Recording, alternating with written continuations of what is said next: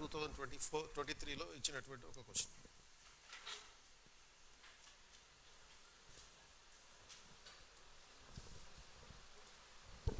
So ఈ క్వశ్చన్కి answer డైరెక్ట్గా మనం రాయొచ్చు, ఆర్ లేకపోతే before writing the answer we should know certain things about the answer writing. అంటే డైరెక్ట్గా మీకు ఆన్సర్ డిక్టేట్ చేసేస్తాం, కానీ మీ అంతటి మీరు ఆన్సర్ ఎలా రాయాలి అంటే ఆన్సర్ రైటింగ్కి there are certain lethal weapons ఫండమెంటల్గా. అంటే కొన్ని మారణాయుధాలని మనం సమకూర్చుకోవాలి. అండ్ తర్వాత ఇంట్రడక్షన్ అనేది చాలా key aspect.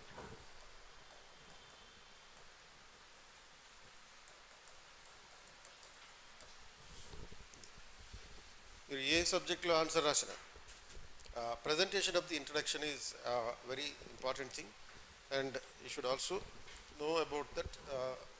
We also discuss about certain model answer.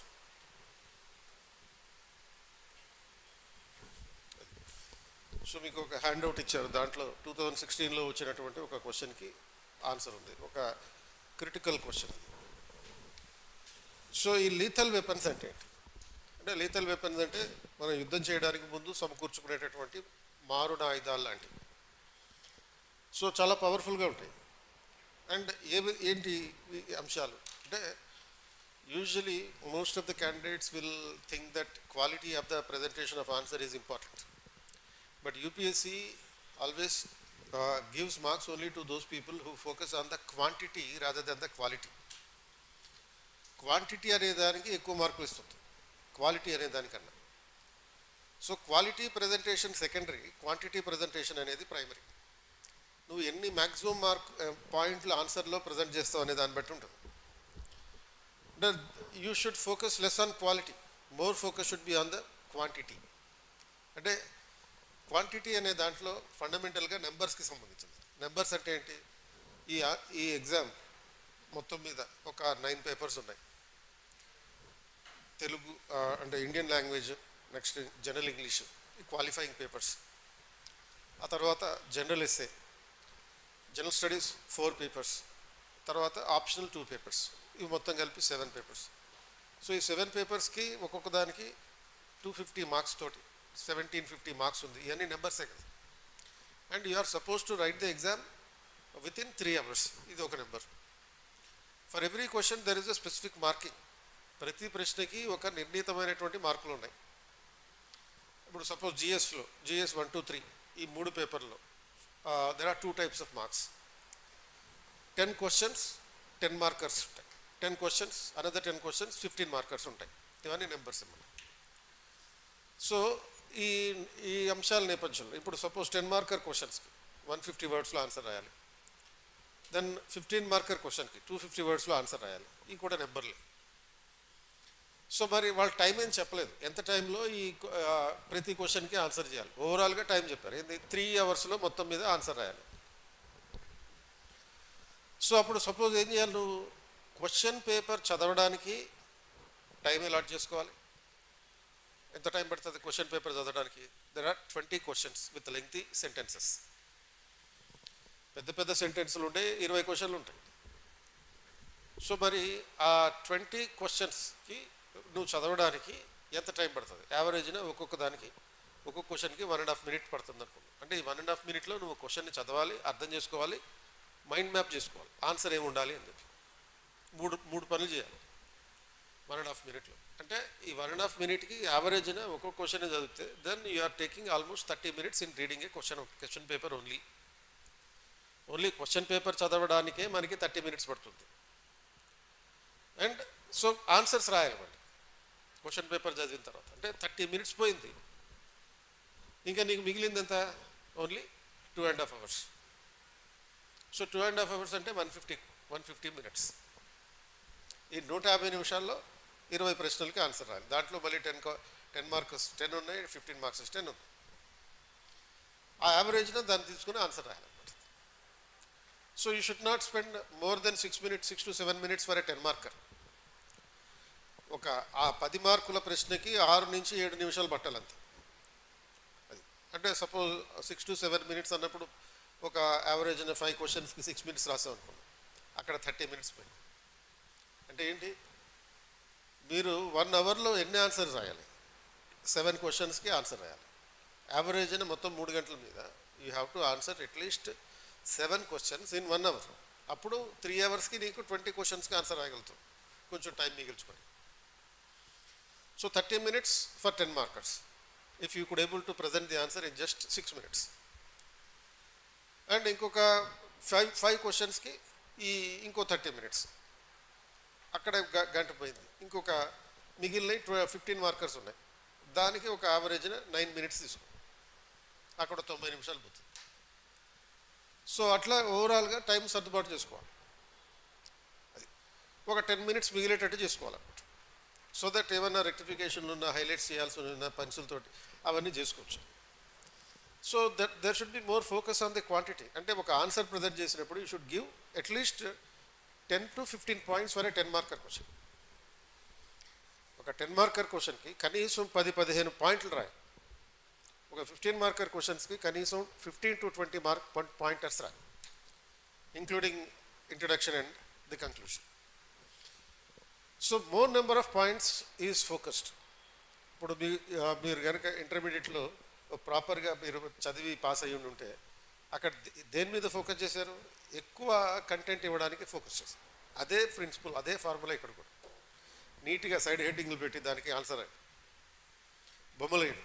ఫిజిక్స్లో సపోజ్ ఎలా అయితే మీరు బొమ్మలు వేశారు, కెమిస్ట్రీలో బొమ్మలు వేశారు, ఆ డయాగ్రామ్స్ రాయాలి.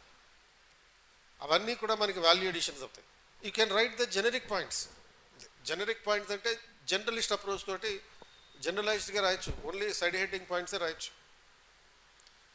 ఎందుకంటే మనకున్న లిమిటెడ్ టైంలో 20 questions ఆన్సర్ రాయడమే గొప్ప. అందులో నువ్వు మళ్ళీ క్వాలిటీ ఫోకస్ అని చెప్పి దాన్ని రీసెర్చ్లు చేసావంటే అది రాదు. You should not present the answer as a specialist, present the answer as a generalist. And should give more examples. Though you are writing the generic points, you should give more examples. And more examples ante enti, they are the value additions. Ante nee answer value ni penchevi annamata, value additions. And you should also focus on the writing speed. As I told you that you have to present the answer within just 7 minutes. 6 to 7 minutes lo nee answer lu undali. Oka 5 questions ki suppose 10 markers lo 5 questions ki 6 minutes lo rai, ఇంకో 5 questions 7 minutes రాయి. అంటే 1 hour 5 minutes అయిపోతుంది. తర్వాత 15 marker question ఒక 90 minutes అయిపోతుంది. So 2.5 hours నువ్వు ఓవరాల్గా answers రాసేయాలి. ఒక 30 minutes ఆన్సర్ పేపర్ చదవడానికి, తర్వాత అర్థం చేసుకోవడానికి, క్వశ్చన్ పేపర్ని చదవడానికి, అర్థం చేసుకోవడానికి, మెంటల్ మ్యాప్ తయారు చేసుకోవడానికి 30 minutes స్టార్టింగ్లోనే అయిపోతుంది. సో ఈ స్పీడ్ అంతా కూడా ఎగ్జామ్ హాల్లో ప్రజెంట్ చేయాలి. అంటే ఒకేసారి ఎగ్జామ్ హాల్లో ఇంత స్పీడ్ ఎట్లా చేస్తున్నావు, అది రాదు. కాబట్టి నీ ప్రాక్టీస్ అంతా ముందే జరిగిపోతూ ఉండాలి, ముందు నుంచే, ఈ రోజు నుంచే మొదలైపోవాలి. So you are suppose to focus extraordinary focus on the writing speed, because it is not merely the quality of the presentation of the answer, because you have to maintain the writing speed. Without maintaining the writing speed you cannot answer all the 20 questions. 20 ప్రశ్నలకి answer రాయాలంటే writing speed maintain చేయాల్సిందే. కాబట్టి day 1 నుంచి మీ writing practice మొదలైపోవాలి. అది ఎలా మొదలైపోవాలి అంటే it can be based on the previous year questions.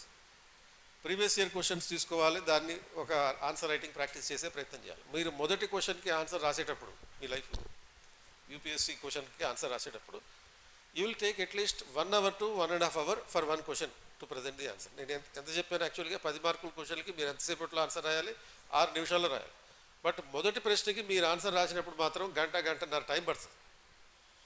ఇంత time పట్టిందని చెప్పి జీవితం మీద ఆశ కోల్పోకూడదు. అది మొదటి ప్రయత్నం అయితే జరిగింది. సో ఫస్ట్ అటెంప్ట్ చేసావు కాబట్టి you have started your journey of success of improving the speed. అంటే మనం ఒక suppose if you are a running race, ఒక రన్నింగ్ రేస్లో పాల్గొనేటటువంటి ఒక ఛాంపియన్ అనుకో, నీకు ఆ రన్నింగ్ రేస్లో సపోజ్ ఆ స్పీడు ఎప్పుడు వచ్చింది? అది చిన్నప్పుడు పుట్టిన వెంటనే దూకేసి బెడ్ మీద నుంచి పరిగెత్తేసామా? పరిగెత్తలేదు కదా. అది మొదటి రోజు నుంచి రాదు. ఎప్పుడైతే ఒక అథ్లెట్గా నువ్వు ట్రాక్ అండ్ ఫీల్డ్లోకి ప్రవేశించడం జరిగిందో, మొదటి ప్రయత్నం చేసేటప్పుడు నువ్వు 10 సెకండ్లో పరిగెత్తాల్సినటువంటి స్పీడు ఒక గంట పడుతుంది అనుకుంటుంది, అరగంట పట్టవచ్చు, 2 నిమిషాలు పట్టవచ్చు, 10 నిమిషాలు పట్టవచ్చు. But when you are actually participating in the competition you are finishing it within 10 seconds. 10 సెకండ్లో ముగిస్తుంది యాక్చువల్ ఛాంపియన్షిప్ వచ్చేటప్పటికి. బట్ ఆ యాక్చువల్ ఛాంపియన్షిప్లో నువ్వు చేసే 10 సెకండ్ల ప్రదర్శనకి బ్యాక్గ్రౌండ్ ఎంత ఉండాలి? 10 ఏళ్ళు ఉంటుంది మామూలు, అలాంటివి అంత ప్రాక్టీస్ ఉంటుంది. సో కాబట్టి మనకి ఇక్కడ సివిల్ సర్వీస్ ఎగ్జామ్లో స్పీడ్ అంటే ఏంటి? Writing speed. డే 1 నుంచి మొదలు పెట్టాలి. So that you will be in a position to answer all the questions.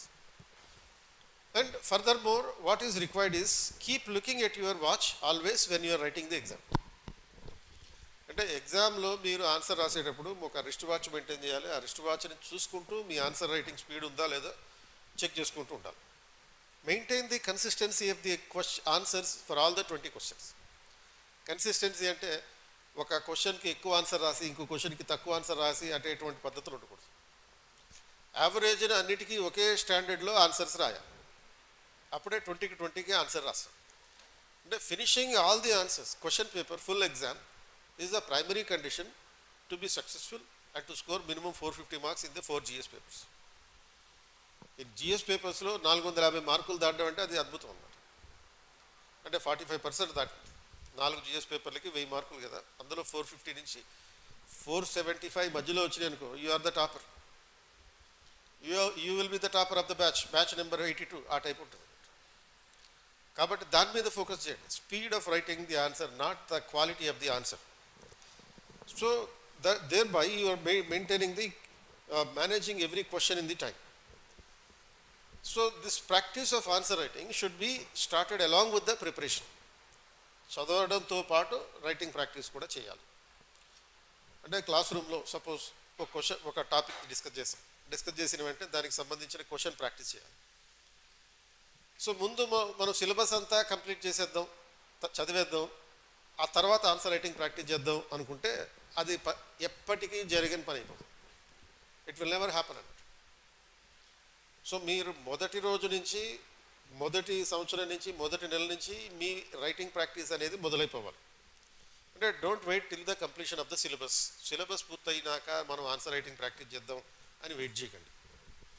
ఎందుకంటే మీరు ఏ ఇయర్ అయితే ఎగ్జామ్ రాస్తారో, suppose if you are writing the exam in 2025, so 2025లో ఎగ్జామ్ రాద్దాం అనుకున్నారు అనుకోండి, మీకు మెయిన్స్ టైము ఓన్లీ 3 మంత్సే ఉంటుంది. ఇప్పుడు సపోజ్ 2024లో రాద్దాం అనుకున్న వాళ్ళకి మెయిన్స్ టైము ఇంకా చాలా తక్కువ ఉంది.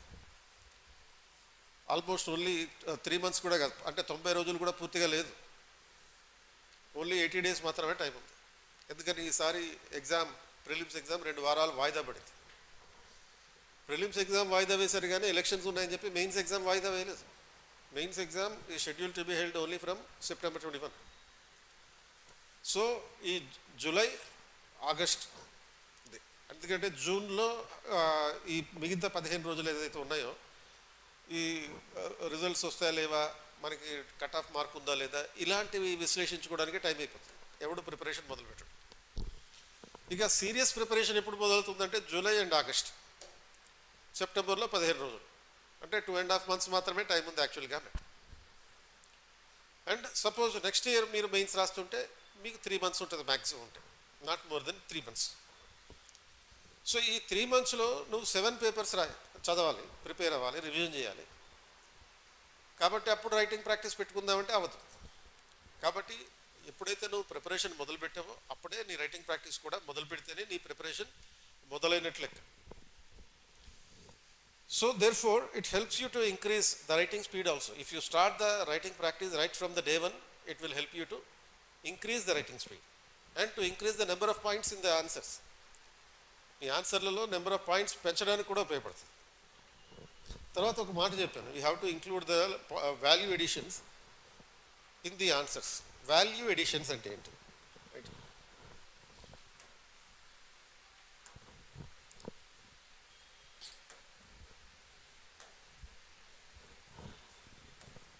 సో ఈ వాల్యూ ఎడిషన్స్ అంటే,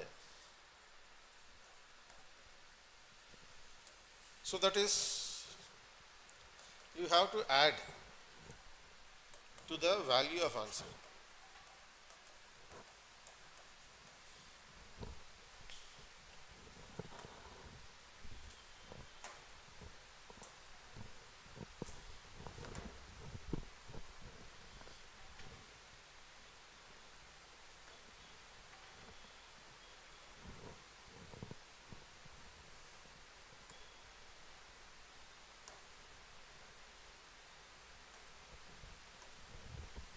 so to the value of the answer, adding to the value of the answer అంటే ఏంటి అంటే మీ ఆన్సర్ విలువని పెంచేవి ఏంటవి అంటే suppose if you are quoting any recommendations of the committees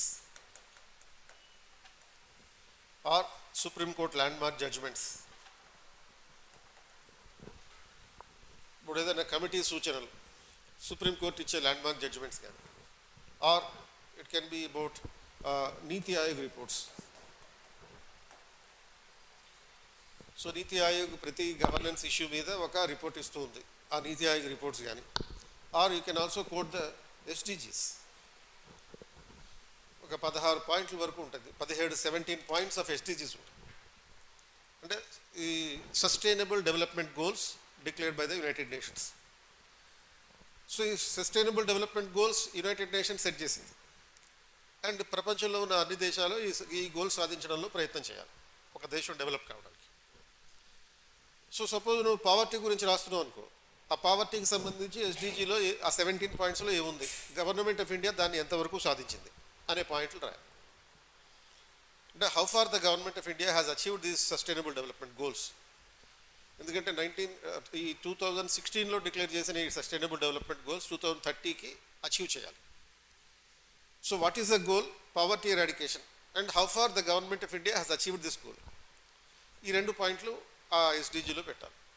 అంటే 17 పాయింట్స్ ఉన్నాయి, మన సిలబస్కి రిలేటెడ్గా ఉండే 17 పాయింట్స్ ఇవన్నీ. అలాగే ఈ కమిటీస్లో మీరు కంపల్సరీగా నేర్చుకోవాల్సినటువంటిది second ARC recommendations. Second ARC అంటే సెకండ్ అడ్మినిస్ట్రేటివ్ రిఫార్మ్స్ కమిషన్. 2005లో దానికి సంబంధించినటువంటి ఆ కమిషన్ ఏర్పాటైంది. 2010లో వాళ్ళు రిపోర్ట్ ఇచ్చారు. సో అంటే ఎప్పుడో 10-15 ఏళ్ల క్రితం ఇచ్చిన రిపోర్ట్ ఇప్పుడు యూజా అంటే, ఎందుకంటే వీళ్ళు ఇచ్చిన రికమెండేషన్స్ ఈ రోజుకి గవర్నమెంట్ అమలు చేస్తూనే ఉంది. ఇంప్లిమెంటేషన్లో కొన్ని పెండింగ్లో ఉన్నాయి. సో మన ఈ second administrative reforms commission has made 15 recommendations, 15 reports ఇచ్చారు.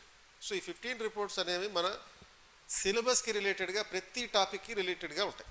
మీరు పేపర్ 1లో ఉన్నటువంటి జాగ్రఫీ తీసుకున్నా, లేకపోతే పేపర్ 1లో ఉన్నటువంటి ఇండియన్ సొసైటీ తీసుకున్నా, పేపర్ 2లో polity, governance and international relation తీసుకున్నా, ఆర్ పేపర్ 3లో Indian economy, science and technology, environment, ecology, ఇటువంటి aspects, disaster management and internal security అన్నిటికీ సంబంధించి. అండ్ ఒక పేపర్ 4లో అయితే కంప్లీట్గా ఒక రిపోర్టు ఎథిక్స్ ఇన్ గవర్నెన్స్ అని 4th రిపోర్ట్ కంప్లీట్గా ఒక రిపోర్ట్ దానికే డెడికేటెడ్ అయి ఉంది. సో కాబట్టి ఇన్ని రిపోర్ట్స్ ఉన్నాయి, 15 రిపోర్ట్స్ ఉన్నాయి. ప్రతి రిపోర్ట్లో మల్టిపుల్ రికమెండేషన్స్ ఉంటాయి. అండ్ ఆ సమ్మరీ ఆఫ్ రికమెండేషన్స్ మీరు నేర్చుకుని ఉండాలి. నేర్చుకుని మన క్వశ్చన్కి రెలవెంట్గా ఉన్నప్పుడు వాటిని తీసుకొచ్చి ఎగ్జాంపుల్స్గా చెప్పాలి. సో ఆ సస్టైనబుల్ ఈ second ARC and sustainable development goals ఈ 2 కంపల్సరీగా చదవాల్సినటువంటివి. అలాగే యూ కెన్ ఆల్సో ఇప్పుడు suppose mention about the constitutional provisions.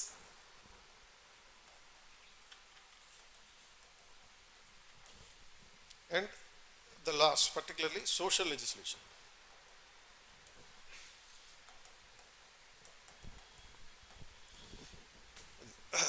So law అంటే పార్లమెంట్ చేసే చట్టాలు, సోషల్ లెజిస్లేషన్స్ కూడా ఉండొచ్చు. సోషల్ లెజిస్లేషన్స్ అంటే SC, ST, BC, minority, women కోసం పార్లమెంట్ చేసినటువంటి laws, they are the known as the social legislations. ఇవన్నీ కూడా మీకు ఏమంటారంటే they are the value editions. You are adding a value to your answer, just not writing the argumentation in the answer. You are also quoting an example, and examples వీటి నుంచి ఇవ్వాలన్నమాట.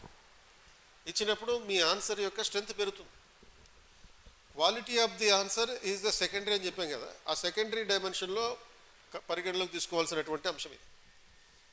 ఇప్పుడు how the president of India is elected అనేది మీకు తెలుసు, అందరికీ ఉంటుంది, అందరూ అదే చదువుతారు కాబట్టి. But president of India election process గురించి రాసేటప్పుడు suppose if you quote any one of these things, అంటే సుప్రీంకోర్టు జడ్జిమెంట్ ఏముంది ఈ రాష్ట్రపతి ఎలక్షన్స్కి సంబంధించి అని ఒక జడ్జిమెంట్ గురించి రాయొచ్చు, అదొక వాల్యూ ఎడిషన్. ఆర్ లేకపోతే కాన్స్టిట్యూషనల్ ప్రొవిజన్ రాయొచ్చు, అది ఈ ఎలక్షన్ ఆఫ్ ద ప్రెసిడెంట్ అని చెప్పి కాన్స్టిట్యూషనల్ ప్రొవిజన్ దేని ప్రకారం రాష్ట్రపతి ఎలక్ట్ అవుతాడు అనేటటువంటి పాయింట్ ఆఫ్ వ్యూలో. సో అట్లా ఈ లా గురించి రాయొచ్చు. లా అంటే ఏంటి? How the president is elected, there is a legislation.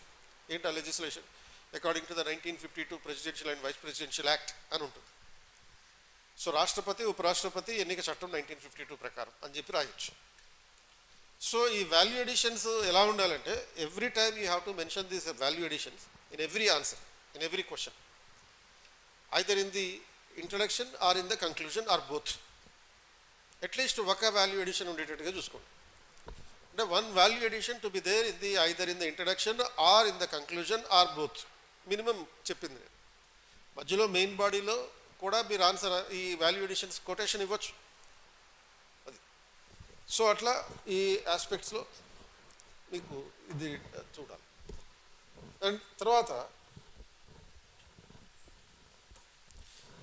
So ఈ క్వశ్చన్ ఒక క్వశ్చన్ ఎగ్జాంపుల్గా తీసుకొని మనం చెప్పాము స్టార్టింగ్లో. ఇది మీకు ఇచ్చినటువంటి క్వశ్చన్ ఏంటది, ఈ governance as a critical tool of governance has ushered in effectiveness, transparency and accountability in the government. What inadequacies hamper the enactment of these features? So ee question ki meeru ee question lo keywords identify cheyandi.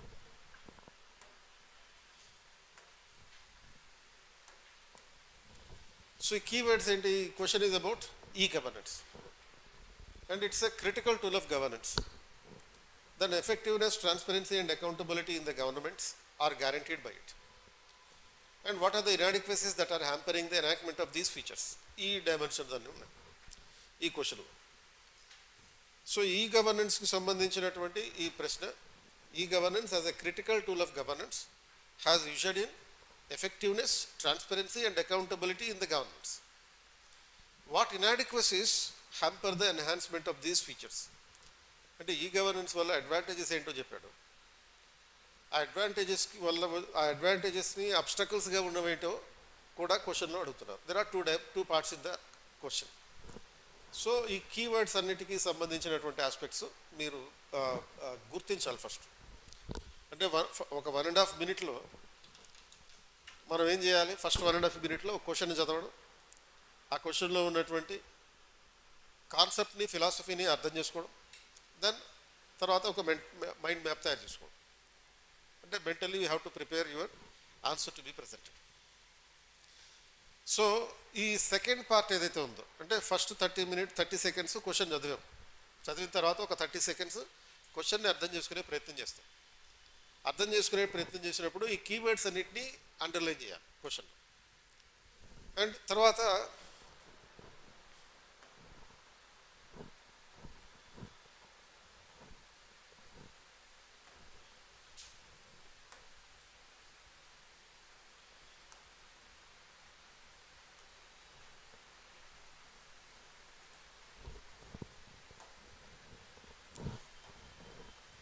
So ఇంట్రడక్షన్లో ఈ 2 పాయింట్లు ఉండాలి. అంటే every answer should have an introduction.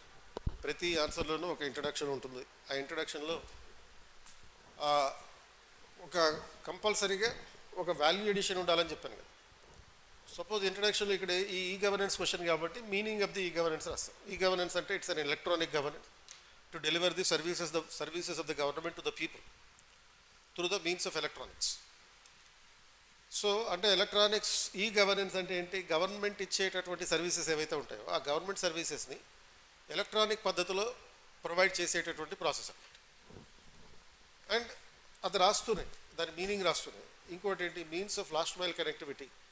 E governance is a means of last mile connectivity అనేది ఇక్కడ value addition.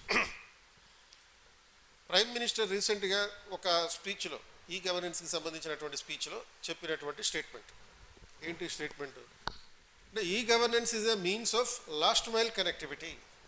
Means of last mile connectivity అంటే ఏంటి అంటే ఇప్పుడు ప్రపంచంలో అందరికన్నా ఇంటర్నెట్ ఎక్కువ ఉపయోగించే దేశం ఏది, ఇండియా.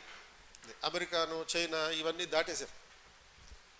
అది సో చైనా ఉండేది మొన్నటి వరకు 2023 వరకు చైనా ఉండేది అందరికన్నా ఎక్కువ ఇంటర్నెట్ వాడేది, ఎందుకంటే అక్కడ ఎక్కువ మంది జనాభా ఉన్నారు కాబట్టి. ఇప్పుడు 2023 తర్వాత India has emerge as the largest internet consumer. So thanks to even Jio also.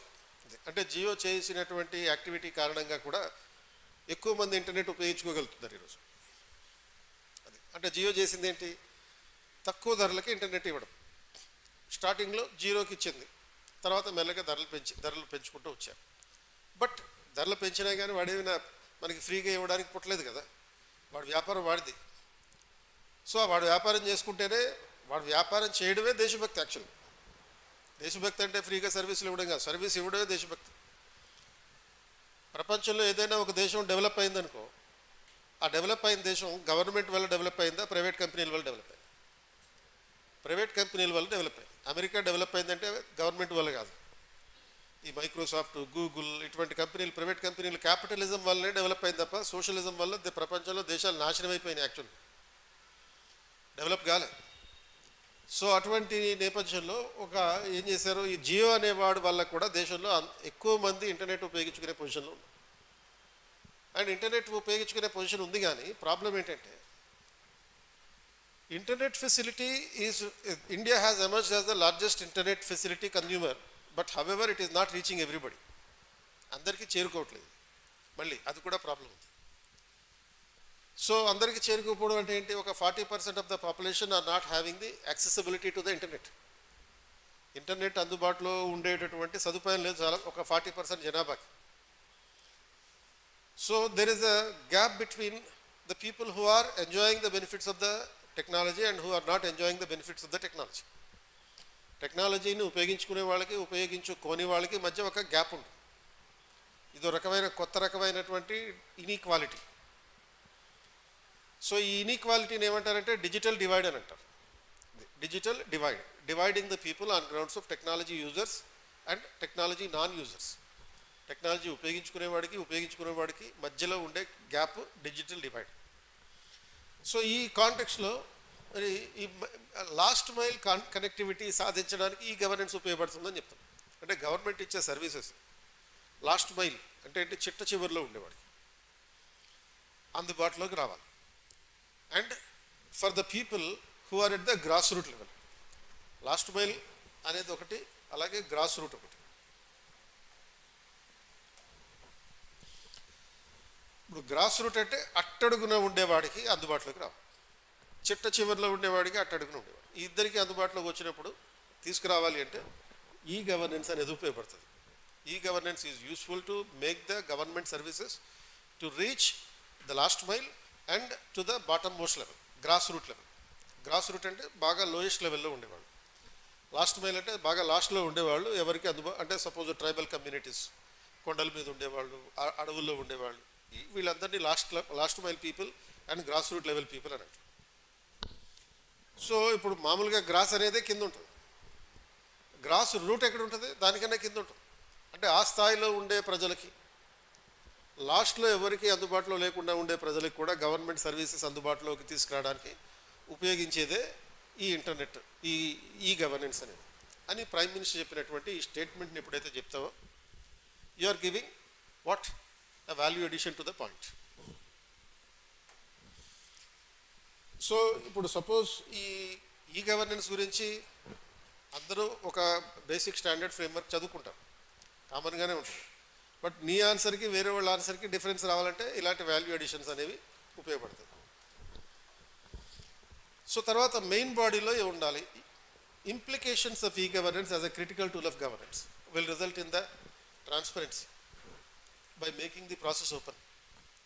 అంటే ఇప్పుడు జనరల్గా బ్యూరోక్రసీలో పనులు ఎలా జరుగుతాయి, సీక్రెట్గా జరుగుతాయి. The bureaucratic work is characterised by the secrecy, while e governance is bringing the transparency by making the processes open. Then effectiveness అంటే అవుట్పుట్ అండ్ అవుట్కమ్. ఈ output and outcome are focused, not just the process. ఇప్పుడు మామూలుగా manual governance ఉందనుకో, manual governance అంటే అధికారులు చేసే పని, ఐఏఎస్లు లేకపోతే క్లర్కులు వీళ్ళు చేసే అడ్మినిస్ట్రేషన్ మాన్యువల్గా చేస్తారు, ఈ గవర్నెన్స్ ద్వారా చేయట్లేదు అనుకో. అప్పుడు ఏమవుతుంది, వాళ్ళకి లంచాలు తీసుకునే అవకాశం పెరుగుతుంది. పెరిగినప్పుడు ఏం జరుగుతుందంటే they will not give the result, they will focus only on the process. నీ పని జరగట్లేదు, నీ పని జరగాలంటే, నీ పని అవ్వాలంటే డబ్బులు ఇవ్వాలంటాడు. సో అదే నువ్వు ఈ గవర్నెన్స్లో ఆన్లైన్లో నీ పనులు జరిగేటటువంటి పరిస్థితి ఉంటే then there will be effectiveness in the administration. Output and outcome రెండు వస్తాయి. తర్వాత అకౌంటబిలిటీ అంటే answerability, by making everyone responsible for what they are doing and what they are not doing. So ఈ అకౌంటబిలిటీ అనేది అంటే మీనింగ్ ఏంటంటే answerability. ఒక అధికారి, ఒక ఆఫీసర్ వాడు చేసే పని గురించి పని లేట్ అయింది అనుకో, ఎందుకు లేట్ అయింది అని అడగగలరు? అడగలేవు. ఎందుకంటే మళ్ళీ వాడిని మీద పడకపడతాడు. నువ్వు పోలీస్ స్టేషన్కి వెళ్ళి కంప్లైంట్ ఇచ్చినప్పుడు నువ్వేమవుతావు? నీకు ఏదైనా ఒక ప్రాబ్లం ఉంది, పోలీస్ స్టేషన్కి వెళ్ళి కంప్లైంట్ ఇస్తావు. కంప్లైంట్ ఇచ్చినప్పుడు నువ్వేమవుతావు? ముద్దాయి అవుతావు. మామూలుగా కంప్లైంట్ అవ్వాలి, కానీ వాళ్ళు నిన్ను ముద్దాయం చేస్తారు, నువ్వే నేరం చేసేది అన్నట్టుగా కన్వర్ట్ చేస్తారు. అది ఆ పాసిబిలిటీస్ ఉన్నాయి. సో ఎప్పుడు అది జరుగుతుంది? సపోజ్ నువ్వు కంప్లైంట్ ఇచ్చిన తర్వాత వాళ్ళు యాక్షన్ తీసుకోలేదు, ఒక 10 రోజులు తిరుగుతావు, పోలీస్ స్టేషన్ చుట్టూ తిరుగుతావు. ఏం సార్ ఇంకా ఎంత లేటు అని చెప్పి అన్నావు అనుకో, సారీ సార్ ఇంకెప్పుడు అలా లేట్ కాకుండా చూసుకుంటాను అని అంటాడు ఎస్ఐ. కొడితే మళ్ళీ అని అంటాడు, నేను లోపలేస్తాను, నిన్నే లోపలేయచ్చు, లేకపోతే నిన్ను కొట్టిలో బయటికి దోసేయచ్చు. అకౌంటబిలిటీ లేదు అక్కడ. ఇప్పుడు సపోజ్ రేపటి నుంచి న్యూ క్రిమినల్ లాస్ అనేవి మనకి అమల్లోకి వస్తుంది. ఈ న్యూ క్రిమినల్ లాస్ అంటే ఈ Indian penal code, Indian evidence act, ఇటువంటి వాటి స్థానంలో పాత చట్టాలను తీసేసి కొత్త చట్టాలు వస్తున్నాయి, భారతీయ సాక్షి అనే పేరుతోటి. సో ఇటువంటి చట్టాలు వచ్చినప్పుడు ఏమవుతుందంటే మనం పోలీస్ స్టేషన్కి వెళ్ళి కంప్లైంట్ ఇవ్వక్కర్లేదు, ఆన్లైన్లో కంప్లైంట్ ఇవ్వచ్చు. ఇప్పటిదాకా ఆన్లైన్ కంప్లైంట్ మెకానిజం అనేది లేదు. ఆన్లైన్లో కంప్లైంట్ ఇస్తే నువ్వు కంప్లైంట్గానే ఉంటావు తప్ప ముద్దాయిగా మారం, అక్యూజ్డ్ అవ్వవు. So you can ask the concern authorities online only. Your application, your complaint will be resolved in a span of 3 to 4 days అని చెప్పి నీకు వస్తుంది ఒకటి మెసేజ్. వచ్చినప్పుడు 3 to 4 daysలో ఆ పని కాకపోతే మళ్ళీ మెసేజ్ వస్తుంది, ఇంకొంచెం టైం తీసుకుంటున్నావు అని చెప్పి. ఆ 3 to మళ్ళీ ఇంకొంచెం మెసేజ్ వచ్చిన తర్వాత కూడా నీ పని complete కాలేదనుకో, then you can question, because nobody can personally take revenge against you. ఈ క్వశ్చనబిలిటీ ఉన్నప్పుడు దాన్ని అకౌంటబిలిటీ అంట. So for everyone it making the responsibility అనే 3 పాయింట్లు రాయాలి. సో ఈ పాయింట్స్ రాసేటప్పుడు ఎక్కువే రాయట్లేదు, జస్ట్ ఇంతకన్నా ఎక్కువ రాయక్కర్లేదు. So it is ensuring the transparency by making the process open. అంతే ఉంటుంది ఆన్సర్. మీ యాక్చువల్ ఆన్సర్లో కూడా అంతే ఉండాలి. 150 పదాల్లో ఆన్సర్ రాయాలంటే అంత ఉండాలి. ఇది 250 words ఆన్సర్ అండి. తర్వాత ఇనాడిక్వసీస్ దట్ హ్యాంపర్ అనేది ఇంకో పార్ట్ ఉంది కదా. Inadequacies that hamper these things అంటే ట్రాన్స్పరెన్సీ, ఎఫెక్టివ్నెస్, అకౌంటబిలిటీ రాకుండా ఉండడానికి ఈ కారణాలు ఉన్నాయి. What inadequacies are hampering the enhancement of these features. ఏ ఫీచర్స్?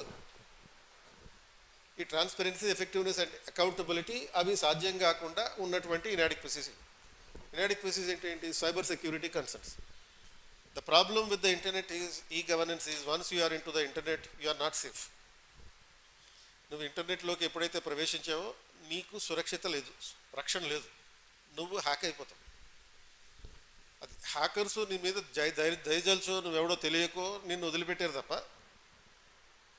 నువ్వు ప్రతి ఒక్కడికి హ్యాక్ అయ్యేటటువంటి అవకాశం ఉంది. అవకాశం కదా, అవుతారంతే. సో దాన్ని అడ్రస్ చేయకుండా ఈ గవర్నెన్స్ని పూర్తి స్థాయిలో చెప్పలేము.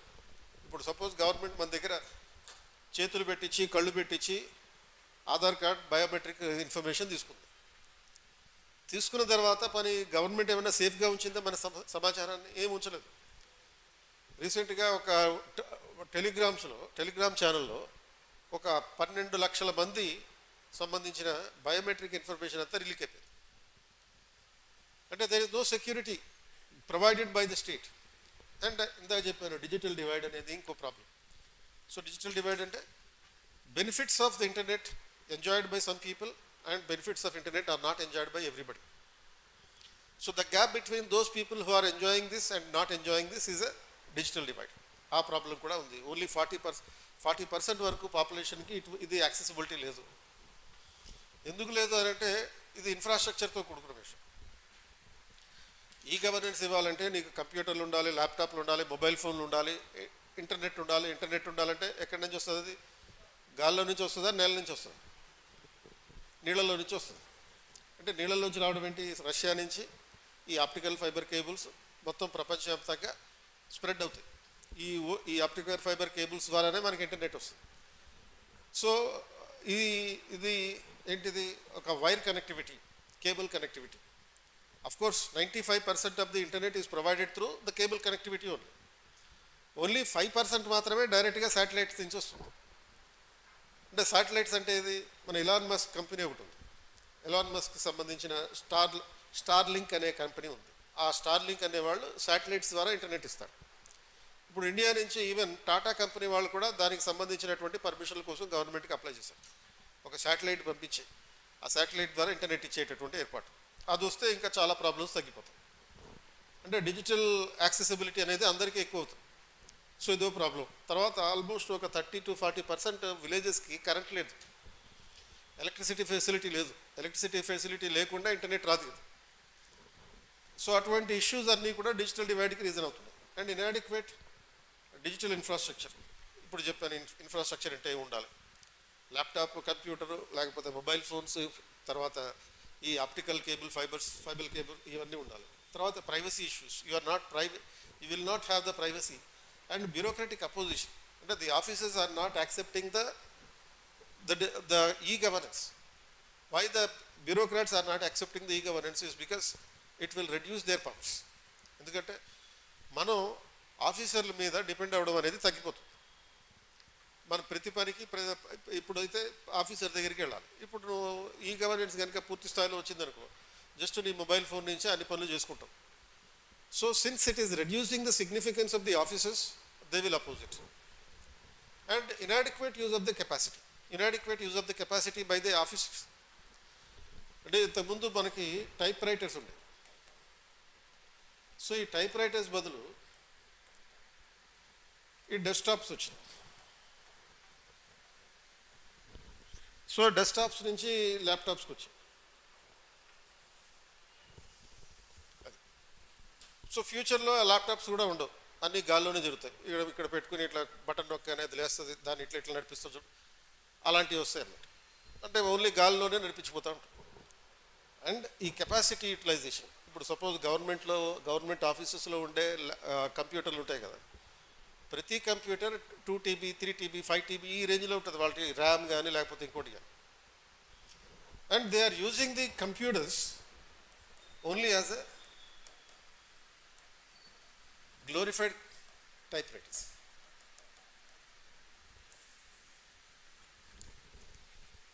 సో ఈ అధికారులు ఈ కంప్యూటర్స్ని గ్లోరిఫైడ్ టైప్ రైటర్లుగా ఉపయోగిస్తున్నారు. అంటే గ్లోరిఫైడ్ టైప్ రైటర్ అంటే ఏంటి? మామూలుగా పాత టైప్ రైటర్ అయితే ఒక 5,000 10,000 ఉంటుంది. అదే కంప్యూటర్ అయితే ఒక ₹1,00,000 వరకు ఉంటుంది. అంతే తేడా. వీళ్ళకి అంతకన్నా మించి ఏమీ తెలియదు. ఇంతకుముందు టైప్ రైటర్లు ఉపయోగించి వీళ్ళు టైపింగ్లు చేసేవారు. ఇప్పుడు ఓన్లీ ల్యాప్టాప్లను ఉపయోగించి టైపింగ్లు చేస్తున్నారు అంతే తప్ప ఆ కంప్యూటర్కి ఉన్న సామర్థ్యం ఏంటి, దానికి ఉన్న ఎఫిషియన్సీ ఏంటి, దానికి ఉన్నటువంటి కెపాసిటీ ఏంటి, ఇదేమీ అర్థం చేసుకోరు. ఓన్లీ కాస్ట్లీ టైప్ రైటర్ అంతే. గ్లోరిఫైడ్ అంటే ఏంటి? Costly type writer. అంతకు మించి టైప్ రైటర్ కన్నా ఎక్కువగా దీన్ని ఉపయోగించట్లేదు. సో అటువంటి పరిస్థితి. And there are semantic barriers. Semantic barriers అంటే ఏంటి? సమాంతాకు ఉండేటటువంటి బ్యారియర్స్ కాదు. సెమాంటిక్ అంటే లింగ్విస్టిక్ అన్నమాట. అంటే లాంగ్వేజ్ రిలేటెడ్ బ్యారియర్స్. ఇప్పుడు ఈ దేశంలో ఇల్లిటరసీ ఉంది. ఏం ఇల్లిటరసీ ఉంది? ఓన్లీ చదవడం రాయడమే కాదు, ఈ సాఫ్ట్వేర్ ఇల్లిటరసీ కూడా చాలామంది ఉంది. సాఫ్ట్వేర్ ఇల్లిటరసీ అంటే ఈ సాఫ్ట్వేర్కి ఏ విధంగా నడిపించాలి, బేసిక్ నాలెడ్జ్ అనేది చాలామందికి ఉండదు. నువ్వు గ్రాడ్యుయేట్ అయ్యి ఉండొచ్చు, పెద్ద పెద్ద ఉద్యోగాలు చేస్తుండొచ్చు, కానీ దీన్ని ఈ సాఫ్ట్వేర్ని నడిపించగలిగేటటువంటి స్కిల్ ఉండకపోవచ్చు. ఆ బేసిక్ స్కిల్స్ చాలామందికి లేవు. అంటే పబ్లిక్ కాదు, ఈవెన్ ఆఫీసర్లకు కూడా లేవు. అందుకే వాళ్ళు ఏం చేస్తున్నారు? కంప్యూటర్స్ని they are using the computers as the glorified typewriters only, not more than that, because they don't have the knowledge of how to managing the computers. And because of the linguistic barriers, language related barriers. ఇప్పుడు సపోజ్ నువ్వు C++ ఇలాంటి భాషలు చదువుకుని ఉంటావు బీటెక్లో ఉన్నప్పుడు, ఎక్కడ బీటెక్ అయిపోయిన తర్వాత. అది ఏ భాషలో చదువుకున్నావు? తెలుగు మీడియమా, ఇంగ్లీష్ మీడియమా? తెలుగు మీడియంలో చెప్పేటటువంటి అవకాశం ఉందా? దాని పోనీ అట్లీస్ట్ దాని మెటీరియల్ అనేది దొరుకుతుందా తెలుగు మీడియంలో? దొరకదు. మరి C++ తర్వాత సంగతి అసలు basic operating systems basic operating systems కూడా వాళ్ళకి చాలామందికి తెలియదు. అది సపోజ్ ఏ ఆంధ్రప్రదేశ్లోనూ ఒక గ్రామ్ వాలంటీర్ ఉంటాడు. ఆ గ్రామ్ వాలంటీర్కి ఒక ల్యాప్టాప్ ఇచ్చి నువ్వు చేసే పనులన్నీ దీంట్లో పోస్టింగ్ చేయని అంటారు. వాడికి దాన్ని నడిపించేటటువంటి ఒక బేసిక్ ఇంగ్లీష్ లాంగ్వేజ్ స్కిల్ లేదనుకో, then the laptop given will be a waste. And తర్వాత హై కాస్ట్ ఆఫ్ మెయింటెనెన్స్, ఎన్నిటికి మించినటువంటిది ఇది. ఓన్లీ వీటిని కొనుక్కొని ఏర్పాటు చేసుకోవడమే కాదు, దాన్ని మెయింటైన్ చేయడం కూడా costly. So therefore the benefits of the e governance are not reaching the people. అది ఇది బెనిఫిట్స్ ఏంటి ఇక్కడ చెప్పినటువంటి transparency, effectiveness and accountability. These benefits are not reaching the people because of these inadequacies. So to overcome those inadequacies, government has taken several measures. So government తీసుకున్న చర్యలు ఏంటో చెప్పాలి. So rural internet కోసం Bharat net అనే సిస్టమ్ని create చేశారు.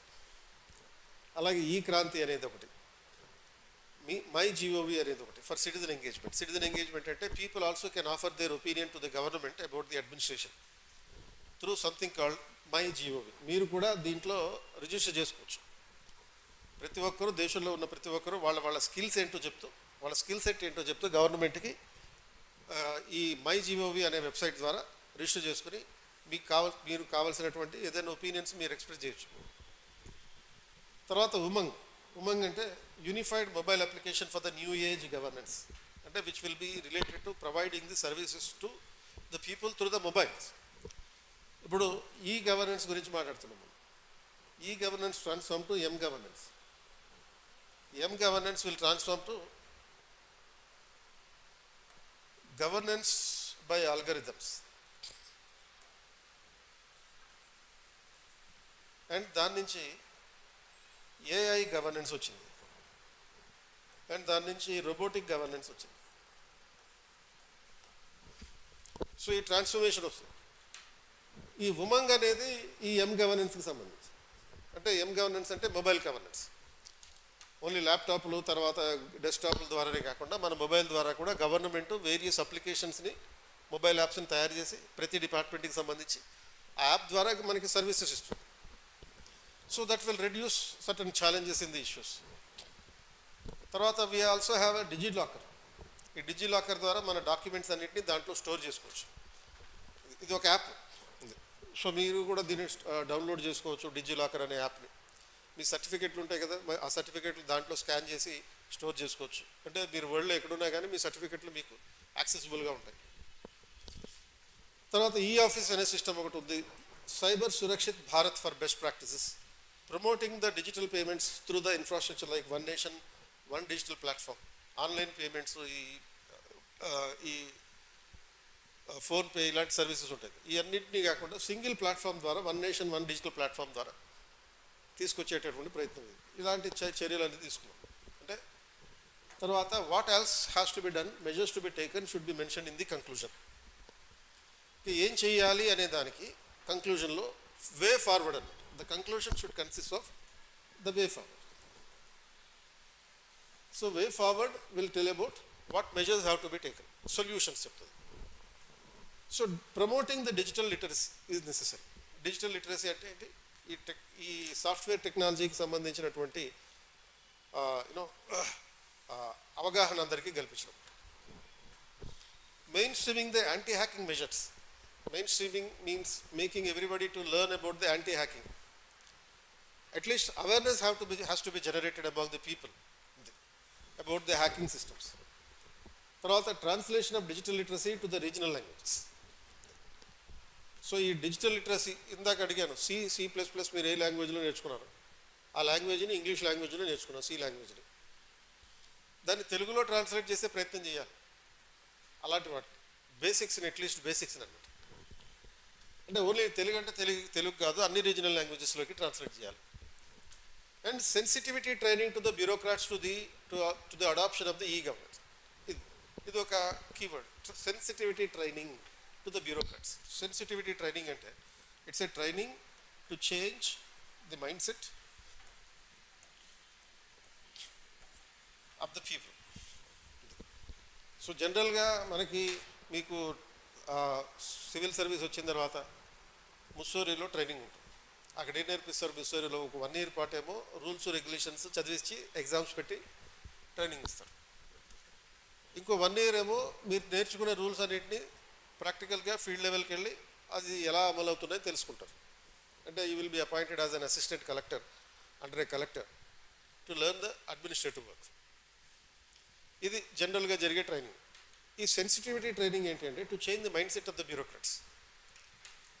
Bureaucrats are the main opposition to the e governance అని చెప్పి ఒక పాయింట్ చెప్పారు. అధికారులు ఈ గవర్నెన్స్ని అపోజ్ చేస్తారు. ఎందుకని దీనివల్ల వాళ్ళ సిగ్నిఫికెన్స్ తగ్గిపోతుందని చెప్పి, వాళ్ళకి లంచాలు తీసుకునే అవకాశం లేదని చెప్పి. కాబట్టి వీళ్ళ మైండ్ సెట్ని మార్చాలి. సో ఆ మైండ్ సెట్ని మార్చడం ద్వారా ఈ sensitivity training will change the negative mind set of the people from negativity to positivity. Negativity to positivity అంటే చేయలేను అనే స్థితి నుంచి చెయ్యాలి అనే స్థితికి, నాకు వద్దు అనే స్థితి నుంచి నాకు కావాలి అనే పరిస్థితి. అది as of now the bureaucrats are saying no to e governance. So the sensitivity training will change their attitude to say yes to the e governance. ఆ యాటిట్యూడినల్ చేంజ్ వస్తే మొత్తం సెట్ అవుతుంది. బ్యూరోక్రసీలో లంచాలు ఉన్నాయని చెప్పి బాధపడతారు చాలామంది. అధికారులు ఆఫీసర్లు ఆఫీస్కి లేటుగా వస్తారని చెప్పి చాలామంది బాధపడతారు. ఆఫీస్ నుంచి తొందరగా వెళ్ళిపోతారని బాధపడతారు. ఇవన్నీ మారాలంటే ఈ సెన్సిటివిటీ ట్రైనింగ్ వాళ్ళ మైండ్ సెట్ మారాలి. సో ఇట్లా ఇలాంటి ఆన్సర్ ఇస్తే దానికి కావాల్సినటువంటి టైం లిమిట్లో 250 wordsలో మొత్తం కాంప్రహెన్సివ్ ఆన్సర్ వచ్చింది. మ్యాక్సిమం పాయింట్స్ వచ్చినాయి. And you are not discussing any point in డెప్త్లోకి వెళ్ళిపోయి ఏ పాయింట్ని డిస్కస్ చేయలేదు, అన్ని రిఫరెన్సెస్. అంటే సపోజ్ ఇక్కడ ఉంది, we did not discuss anything about e-Kranti, just mentioned about e-Kranti, or we did not discuss anything about the DigiLocker, only DigiLocker for document storage అని పెట్టాము. దాని కాన్సెప్ట్ మొత్తం వచ్చేసింది.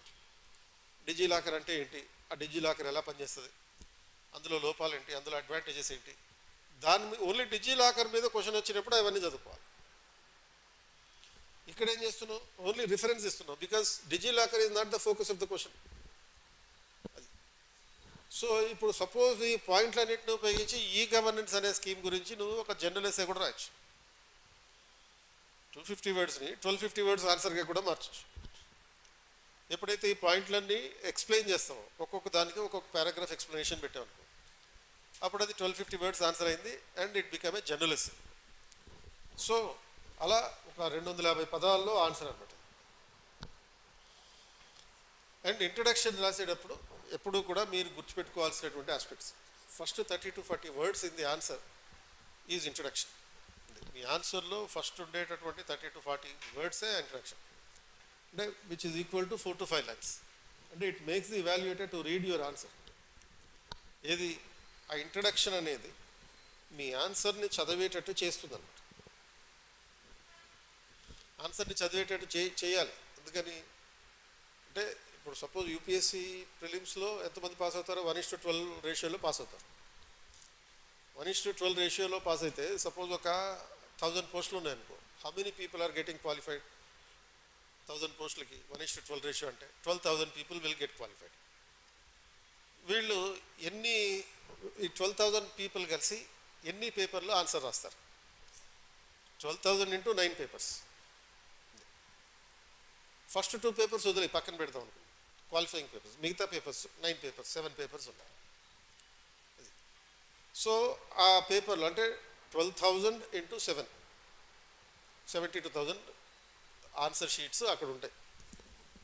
అండ్ యూపీఎస్సి ప్యానల్ ఆఫ్ ఇవాల్యుయేటర్స్ ఉంటారు. ఆ panel of ఇవాల్యుయేటర్స్లో only 150 ఉంటారు.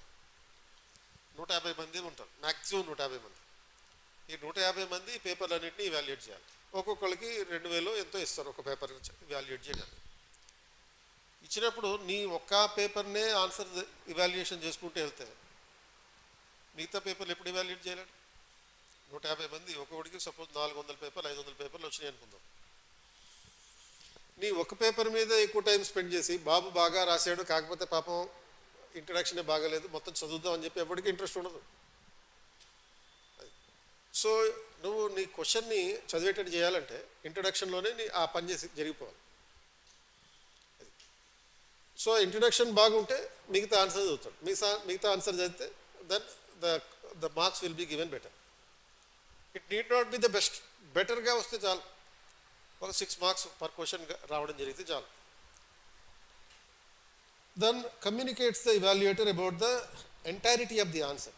ఆ introduction అనేది మొత్తం ఆన్సర్లో ఏం చెప్పావు, మిగతా ఆన్సర్లో మిగతా 130 వర్డ్స్లో ఏం చెప్పావు అనేది ఆ 30 వర్డ్స్లోనే ఉంటుంది. So what should it be? It should contain the context of the question. అది సో ఆ క్వశ్చన్ కాంటెక్స్ట్ అంటే ఏ కాంటెక్స్ట్లో ఇచ్చారు, ఏ కాంటెక్స్ట్ అంటే సపోజ్ పాలిటీ క్వశ్చన్ అనుకుందాం. పాలిటీ క్వశ్చన్ అయితే it will tell about, you should tell about constitutional provision or an act, ఒక లెజిస్లేషన్ గురించి ఇవి చెప్పాలి. And or you can define the central theme of the answer, or you can integrate the keywords, or you can start with a quotation. Quotation అనేది ఇప్పుడు ఉపయోగించాలంటే ఎస్సేకి ఉపయోగించాలి. If you are writing an essay, you should start your answer with a quotation. You may start, not necessarily quotation. Suppose 2023 GS paper 1 Indian society lo ichina question. Child cuddling is now being replaced by mobile phones. Discuss its impact on the socialization of children. This question paper 1 lo 2023 lo ichina question 10 marks ki icharu. So ఇందులో ఉన్న keywords ఏంటో చూడు. First child కడ్లింగ్ and socialisation, ఈ రెండు keywords. And ఇందులో ఉన్నటువంటిది ఈ question tag discuss the impact on the socialisation of children. So ఎప్పుడైతే డిస్కస్ వస్తుందో ఆ డిస్కస్కి మీరు రాయాల్సింది ఏంటంటే equal number of points related to in favor and against. ఆ క్వశ్చన్కి అనుగుణంగా అండ్ వ్యతిరేకంగా వాదనలు రాయాలి. ఒక 5 arguments in favour of the question, 5 arguments against the question. ఇప్పుడు ఇలాంటి స్టేట్మెంట్ చూసినప్పుడు ఇది ఏదో మన మొబైల్ ఫోన్లో వచ్చే ఒక మీమ్ లాగా కనపడుతుంది. పిల్లల్ని ఎత్తుకుని ఆడించడం పోయింది కాబట్టి మొబైల్ ఫోన్ల మీద డిపెండ్ అవుతున్నారు, మొబైల్ ఫోన్లకు వెళ్ళిపోతున్నారు. ఇలా తీవ్రంగా చాలామంది బాధపడుతూ కొటేషన్లు పెడుతుంటారు. కానీ ఇక్కడ ఏంది క్వశ్చన్ డిస్కస్, ఇది మంచిదే అని కూడా చెప్పాలి. మొబైల్ ఫోన్లు వాడడం చెడ్డదని అంటారు చాలామంది, కానీ వాడతాం మనం. అది ఎంత చెడ్డదైనా అది వాడతాం, వాడాల్సిందే, దానికి ఇంకో ఆప్షన్ లేదు, ఇంకో చాయిస్ లేదు. కాబట్టి వాడుతున్నాం అంటే మీనింగ్ ఏంటి? అది చెడ్డదని చెప్తున్నా కానీ, చెడ్డదని తెలిసినా కానీ త్యాగం చేస్తున్నాం నువ్వేమన్నా, అది మంచిదని అర్థం. ఆ మంచిదని చెప్పాలి, బ్యాడ్ గురించి చెప్పాలి. సో సపోజ్ ఇక్కడ ఈ క్వశ్చన్కి ఇంట్రడక్షన్ ఏమి ఉండాలి? Both parents and children are using the mobile phones for work, entertainment and education. అది కరోనా టైంలో మొబైల్ ఫోన్ లేకపోతే ఏమయ్యేది? చదువుకోవడానికి అయ్యేది కాదు కదా, ఫెయిల్ అయిపోయారు అందరూ చాలామంది. You will remain only as a corona batch. అటువంటి పరిస్థితి ఉండేది. అంటే మరి మొబైల్ ఫోన్ మంచి చేసిందా చెడు చేసిందని? మంచి కూడా చేసింది కదా. ఎడ్యుకేషన్ పర్పస్ కోసం ఉపయోగిస్తున్నాం, ఈ రోజుకి ఉపయోగిస్తున్నాం. Work, entertainment, work from home is used, అలాగే ఎంటర్టైన్మెంట్ కోసం కూడా వాడుతున్నాం. So it is impacting the socialisation process of the children, both positively and negatively. Discuss అన్నాడు కదా, కాబట్టి అది మంచి ఉంది చెడు ఉంది అనే పాయింట్ చెప్తున్నాం. And hence necessary social and policy measures are required to be taken to balance between real world socialization and virtual socialization. Today we have to be socialized. Socialization అంటే ఏంటి? ఈ సొసైటీలో ఒక భాగంగా అందరితో కలిసి ఉండడం. మనకు ఒకవైపు పేరెంట్స్ ఉంటారు, ఇంకోవైపు ఫస్ట్ లైన్ రిలేటివ్స్ ఉంటారు, ఇంకొక వైపు సెకండ్ లైన్ రిలేటివ్స్ ఉంటారు, అండ్ తర్వాత ఇంకొక వైపు నైబర్స్ ఉంటారు. తర్వాత నెక్స్ట్ లెవెల్లో మనని పరిపాలించే గవర్నమెంట్ ఉంటుంది. ఇలా అందరూ ఉంటారు కదా. వీళ్ళందరితోటి మనం కొట్లాటలు పెట్టుకోవాలి, వీళ్ళందరితో కలిసి ఉండాలి. కొట్లాటలు కొంతమంది పెట్టుకోవాలి, కొంతమంది ఎక్కువ మందితో మంచిగా ఉండాలి. ఈ సోషలైజేషన్లో రెండే ఇంపార్టెంట్. కొట్లాటలు పెట్టుకోవడం ఇంపార్టెంటే, అండ్ అలాగే మంచిగా ఉండడం ఇంపార్టెంట్. పేరెంట్స్, తర్వాత ఫస్ట్ లైన్ రిలేటివ్స్ అంటే మన సిబ్లింగ్స్ అన్నమాట. సిబ్లింగ్స్ కానీ లేకపోతే మన వైఫ్ అండ్ హస్బెండ్ కానీ వీళ్ళు. తర్వాత సెకండ్ లైన్ ఉంటారు. సెకండ్ లైన్ అంటే మన గ్రాండ్ పేరెంట్స్ వీళ్ళు, ఆర్ లేకపోతే మన ఆంటీ అంకుల్స్ వీళ్ళు. ఆ తర్వాత కొంచెం మళ్ళీ కజిన్స్ వీళ్ళందరూ వస్తారు. వీళ్ళందరితోనూ రిలేషన్షిప్ ఉంటుంది. ఆ తర్వాత మన నైబర్స్తోనూ రిలేషన్షిప్ ఉంటుంది. వీళ్ళందరితో కలిసి ఉండాలని చెప్పేది సొసైటీ. అందుకనే మనం ఏమంటారు, సోషల్ యానిమల్స్ అని అంటారు. యానిమల్స్ కొట్లాడితే కొట్లాడుకో, అవి ఎట్లా కొట్లాడుకుంటాయో మనం కూడా కొట్లాడుకుంటాం, అందులో బాగా తప్పలేదు. కొట్లాడుకున్న తర్వాత సారీ చెప్తాం, మళ్ళీ దగ్గర అవుతాం, అది ఇంకో రకమైన. ఫ్రెండ్స్ ఉంటారు, ఆ ఫ్రెండ్స్తో కూడా కొట్లాడతారు, తర్వాత ఎనిమీస్ అవుతారు. నెక్స్ట్ మళ్ళీ అవి సారీ రా అని చెప్పి మళ్ళీ వాళ్ళతో కలిసి ఉంటాం. ఇన్ని రకాలు ఉంటాయి. అది ఈ ప్రాసెస్ అంతా కలిపితే socialisation. In the present world, we are both having real socialization as well as virtual socialization. Real socialization అంటే ప్రాక్టికల్గా వీళ్ళందరితోటి ఫిజికల్గా ఫేస్ టు ఫేస్ ఇంటరాక్ట్ అవ్వడం. వర్చువల్ సోషలైజేషన్ అంటే సోషల్ మీడియా ద్వారా నీకు లక్షల మంది ఫ్రెండ్స్ ఉంటారు చూడు, Facebook friends because you're a Facebook star, Instagram friends because you're a Instagram star. ఇలా లేకపోతే ఇటువంటి పద్ధతుల్లో మనకి ఫ్రెండ్షిప్స్ ఉంటే దాన్ని అదొక వర్చువల్ సోషలైజేషన్. ఇది ఇంపార్టెంటే కాదు. చాలామంది తిడతారు దీన్ని. ఏమని తిడతారు, ఒక్కడు కూడా పనికిరాడు ఆన్లైన్లో ఉండే ఫ్రెండ్, నీకు అదే ఫ్రెండ్స్ అని చెప్తామని చెప్పి. కానీ we cannot avoid it, we're suppose to have it. కాబట్టి ఈ సోషలైజేషన్ రెండు రకాలుగానూ జరగాలి, రెండింటి మధ్య ఒక బ్యాలెన్స్ ఉండాలి అని దీనికి ఇంట్రడక్షన్ చెప్తాం ఈ క్వశ్చన్. అంటే ఆ child cuddling is replaced with అని చెప్పి బాధపడకు. In the socialisation process we are suppose to have both mobile and non mobile. So suppose Indian పాలిటీలో ఇంకో క్వశ్చన్ చూస్తాం.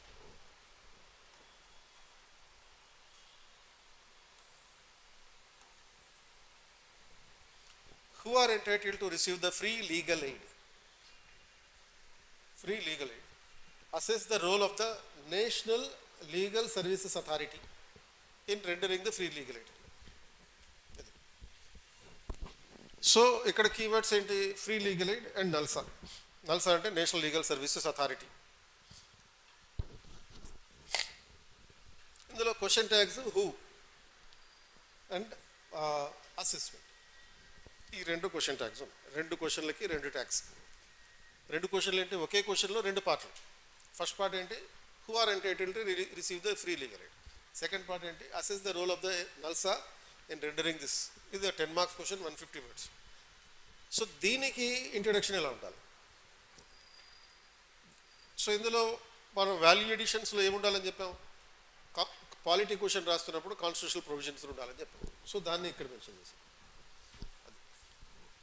సో ఇక్కడ first line, vulnerable sections including the SC ST women etcetera are eligible for the free legal aid. అంటే almost first part of the answer is addressed. First part of the question ఏంటి, who are entitled to free legal aid, who are vulnerable sections are entitled to it. తర్వాత ఈ free legal ఎయిడ్కి సంబంధించినటువంటి ఒక పాయింట్ని మనం ఒక value edition చెప్పాలి. ఇంట్రడక్షన్లో కంపల్సరీగా ఒక వాల్యూ ఎడిషన్ ఉండేటట్టు చూసుకోమన్నాం కదా. సో దానికోసం కాన్స్టిట్యూషనల్ ఆబ్లిగేషన్ పెట్టాం. It is the constitutional obligation of the state to under article 39A of the directive principles to provide the free legal aid. And ఇంకో పాయింట్ కూడా వచ్చింది ఈ వాల్యూ ఎడిషన్స్, ఇది ఒకటి. 2 value additions have been given. NALSA, which was established under the NALSA Act 1987. Value ఎడిషన్స్లో చట్టం కూడా చెప్పొచ్చు అని చెప్పాను. సో ఆ చట్టం గురించి national legal services authority act 1987 has a legal obligation to ensure this. అంటే ఎన్ష్యూర్ దిస్ అంటే ఫ్రీ లీగల్ ఎయిడ్, అంటే ఉచితంగా న్యాయ సహాయం ఎలా చేయాలి అనే పర్స్పెక్టివ్. సో ఇట్లా ఈ 3 పాయింట్లు మీరు ఇంట్రడక్షన్లో రాస్తున్నారు. ఒక 30 to 40 words వస్తాయి. సో అంటే you are conveying the examiner that you know the concept, that you know the arguments. So ఇట్లా దీనికి ఇంట్రడక్షన్. మళ్ళీ పేపర్ 3లో ఇంటర్నల్ సెక్యూరిటీ 2023లో వచ్చినటువంటి క్వశ్చన్ ఒకటి, దానికి ఇంట్రడక్షన్ ఎలా ఉండాలి. Give out the major sources of terror funding in India and the efforts being made to curtail these sources. In the light of this, also discuss the aim and objectives of the No Money for Terror. No Money for Terror conference recently held in New Delhi, November 2022. ఇది 2023లో వచ్చిన question, అంటే ఒక current issue మీద internal సెక్యూరిటీకి సంబంధించినటువంటి question. So దాంట్లో keywords underline చేసినట్టుగా ఈ రెండు. ఇది టెర్రర్ ఫండింగ్. టెర్రర్ ఫండింగ్ అంటే ఏంటి? టెర్రరిస్టులు టెర్రరిజం చేసాడంటే వాడేం ఫ్రీగా చేయడు, అది కూడా వాడొక ఉద్యోగమే. ఇది మామూలుగా మీరు కొంచెం బీటెక్ చదువుకొని సాఫ్ట్వేర్ నేర్చుకుంటే సాఫ్ట్వేర్ ఎంప్లాయ్ అవుతారు, నేర్చుకోకపోతే సాఫ్ట్వేర్ కంపెనీ పెడతారు. సో ఏదో పని చేసుకుంటాం మనం. అలాంటి పని చేసుకునే పనుల్లో ఒకటి టెర్రరిజం కూడా ఒకటి. కాకపోతే కొంచెం హార్ష్గా ఉంటుంది, కొంచెం వైలెంట్గా ఉంటుంది. సో ఈ టెర్రరిస్టులకి డబ్బులు ఇస్తారు, జీతాలు ఇస్తారు. ఐఎస్ఐఎస్ అనే ఒక ఆర్గనైజేషన్ ఉంది కదా, ఐఎస్ఐఎస్ అనే ఆర్గనైజేషన్ వీళ్ళు ప్రపంచవ్యాప్తంగా ఉండే వాళ్ళని, యూత్ని రాడికలైజ్ చేసి వాళ్ళని టెర్రరిస్టులుగా మారుస్తారు. ఇప్పుడు గవర్నమెంట్ ఆఫ్ ఇండియా లేకపోతే వేరే గవర్నమెంట్లు ఎలా అయితే యూత్ని ఇన్ఫ్లుయెన్స్ చేసి మిలిటరీగా మారుస్తారో, సైన్యంలో చేరేటట్టు మారుస్తున్నారు, అలాగే ఈ ఐఎస్ఐఎస్ ఏం చేస్తుంది? రాడికలైజ్ చేసి టెర్రరిస్టులుగా మారుస్తారు. రాడికలైజ్ ఎవరిని చేస్తారు? ముస్లిమ్స్నా వేరే వాళ్ళనా? అందరినీ చేస్తారు. ముస్లిమ్స్ని ఈజీగా రాడికలైజ్ చేయొచ్చు, నాన్ ముస్లింలు కూడా రాడికలైజ్ చేసి వాళ్ళని మతం మార్చి తీసుకెళ్ళి అక్కడ టెర్రరిస్టులుగా పనిచేస్తారు. రాడికలైజ్ చేయడం అంటే ఏంటి? గవర్నమెంట్కి వ్యతిరేకంగా పనిచేసేటట్టు మైండ్ సెట్ని మార్చడం.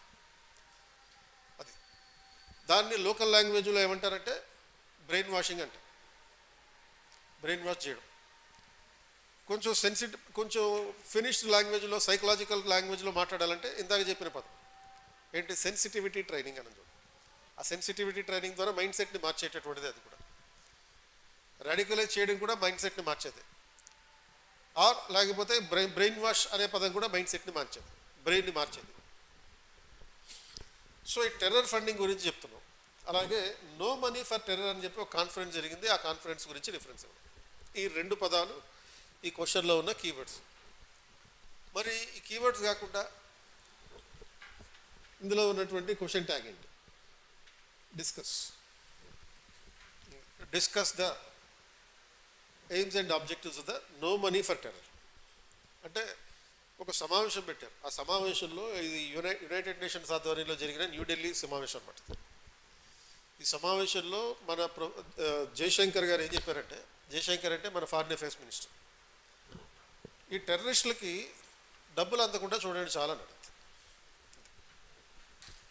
చాలు, ఇక దాని అంతటా అదే సెట్ అవుతుంది. ఒక టెర్రరిస్ట్కి జీతం ఎంత? సాఫ్ట్వేర్కి ఎంప్లాయీ కన్నా వచ్చేదానికన్నా ఎక్కువ ఉంటుంది. 80,000 నెల జీతం, బేసిక్ శాలరీ. ఒక 5,000 రూపీస్ చైల్డ్ అలవెన్స్ అని ఉంటుంది. ఎంతమంది పిల్లలు ఉంటే అంతమంది పిల్లలకి 5,000 రూపీస్ నెల నెల చైల్డ్ అలవెన్స్ ఇస్తారు. 10,000 రూపీస్ వైఫ్ అలవెన్స్ ఇస్తారు. ఎంతమంది భార్యలు ఉంటే అంతమంది భార్యలకి, అంటే యూజువల్గా ముస్లిమ్స్లో ఒక 3-4 భార్యలు ఉంటారు కదా, అంతమంది భార్యలకి 10,000 రూపీస్ చొప్పున వైఫ్ అలవెన్స్ ఇస్తారు. ఎందుకంటే that wife is sacrificing her husband for the sake of this terrorism. కాబట్టి వాళ్ళకి ఈ ఫండింగ్ ఇస్తారు. ఆ డబ్బులు ఇవ్వకపోతే వాళ్ళు పంపించరు. అమ్మ మా ఆయన ఎందుకు పంపిస్తా అంటారు, అది కూడా 2-3 అంటారు. సో కాబట్టి వాళ్ళకి కూడా అలవెన్స్ ఇస్తున్నారు, పిల్లలకి అలవెన్స్ ఇస్తున్నారు, so that they will be ready for the future. అంటే ఒక టెర్రరిస్ట్ మీద వాళ్ళు ఎంత ఖర్చు పెడుతున్నారు? 80,000 ప్లస్ 4 వైఫ్లు ఉంటే 15,000, 40,000, 1,20,000 అయింది. సపోజ్ ఒక్కొక్కరికి 2 పిల్లలు ఉన్నారంటే మొత్తం ఎంతమంది పిల్లలు? 8 మంది యావరేజ్న 10 మంది వేసుకో, రౌండ్ ఫిగర్గా ఉంటుంది. అది ఒక్కొక్కరికి 5,000, అదొక 50,000, అంటే 1,70,000 రూపాయలు వీళ్ళు ఖర్చు పెడతారు టెర్రరిస్టుల కోసం. ఒక్కొక్క టెర్రరిస్ట్ కోసం 1,70,000 రూపాయలు. ట్యాక్సులు కలుపుకుని జిఎస్టీ కూడా కలుపుకుంటే 2 లక్షలు అనుకున్నారు. ఇంత ఖర్చు పెడుతున్నారు. సో మరి ఇంత ఖర్చు పెడుతూ ఉన్నప్పుడు దానికోసం ఆ డబ్బుల వల్లనే టెర్రరిజం అనేది ఫ్లరిష్ అవుతుంది ప్రపంచంలో. So if you cut down the sources of funding to this organizations, ఈ ఆర్గనైజేషన్స్కి మెయిన్ సోర్స్ ఆఫ్ ఇన్కమ్ ఎక్కడి నుంచి వస్తుంది? ఆయిల్ కంపెనీల నుంచి వస్తుంది. ఎందుకంటే దుబాయ్లోను లేకపోతే ఇరాన్, ఇరాక్లోను ఉన్నటువంటి, సిరియాలోను ఉన్నటువంటి ఆయిల్ సోర్సెస్ వీళ్ళకి ఫైనాన్షియల్ సోర్సెస్. ఆర్ లేకపోతే ఆన్లైన్ వర్చువల్ మనీ ద్వారా వస్తుంది. వర్చువల్ మనీ ద్వారా కొంత కొంత అమౌంట్ వస్తుంది, రియల్ ఎస్టేట్ దందాల నుంచి వస్తుంది. సో ఎక్కడెక్కడైతే మేజర్ సోర్సెస్ ఆఫ్ ఇన్కమ్ ఉంటాయో అక్కడి నుంచి అన్నింటి నుంచి వీళ్ళకి డబ్బులు వస్తాయి. ఆ డబ్బుల్ని కట్ చేయగలిగితే దాని టెర్రరిజంని కూడా కట్ చేయొచ్చు. ఎందుకంటే టెర్రరిజం చేయాలంటే బేసిక్ శాలరీస్ ఇవ్వాలి, అలవెన్స్లు ఇవ్వాలి, వెపన్స్ కావాలి. బాంబులు వేయాలంటే బాంబులు ఫ్రీగా రావు కదా, బాంబులు తయారు చేయడానికి దానికి డబ్బులు కావాలి. సో ఇంట్రడక్షన్లో ఇక్కడ ఏం చెప్తున్నాం, terrorism survives on financial sources including the digital currencies and real assets. ఇక్కడ ఎగ్జామినర్ని నీ ఆన్సర్ చదివేటట్టు చేయొచ్చు. అంటే ఫండింగ్ అంటే ఓన్లీ డబ్బులే కాదు, క్యాషే కాదు. ఈ టెర్రరిస్టులకి డిజిటల్ కరెన్సీ రూపంలో కూడా డబ్బులు వస్తాయి. అది అంటే ఈ కాయిన్స్ ఉంటాయి కదా, ఏం కాయిన్స్ అంటారు అట్లని, అటువంటి కాయిన్స్ బిట్ కాయిన్స్ అని అంటారు. ఆ బిట్ కాయిన్స్ రూపంలో కూడా వీళ్ళకి డబ్బులు వస్తాయి. అండ్ రియల్ అసెట్స్ కూడా, క్యాష్ లేకపోతే ల్యాండ్స్ ఇటువంటివి కూడా. Then you are mentioning about this no money for a terror conference was held in India by the Home Ministry. And the theme of the conference, ఇది ఏంటి, value addition.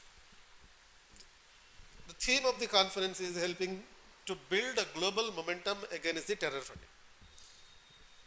So ఇది ఇలా ఈ 3 sentences, ఈ 3 sentences రాస్తే examiner ఆ ఆన్సర్ని ignore చేయగలరా? Definitely he has to, you will make the examiner to read the rest of the answer. తర్వాత ఎథిక్స్లో ఇచ్చినటువంటి question, explain the term social capital. ఇది keyword. Social capital, how does it enhance the good governance? 150 words answer. So ఇక్కడ explain and how అనేవేమో question tags. Then keywords ఏమో social capital, good governance. మీ ఆన్సర్లో good governance అంటే ఏంటో చెప్పాలి, social capital అంటే ఏంటో చెప్పాలి, and how social capital can guarantee the good governance ఏంటో చెప్పాలి. 3 డైమెన్షన్. సో 2 పార్ట్లు ఉన్నాయి.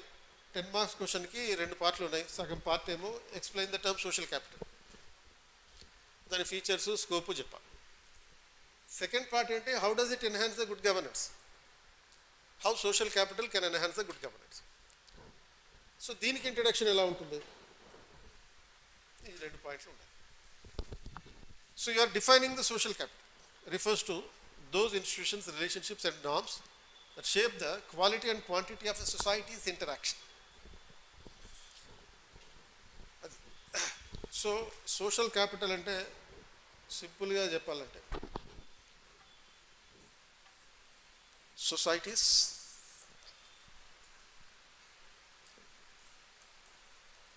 Nature of social animal.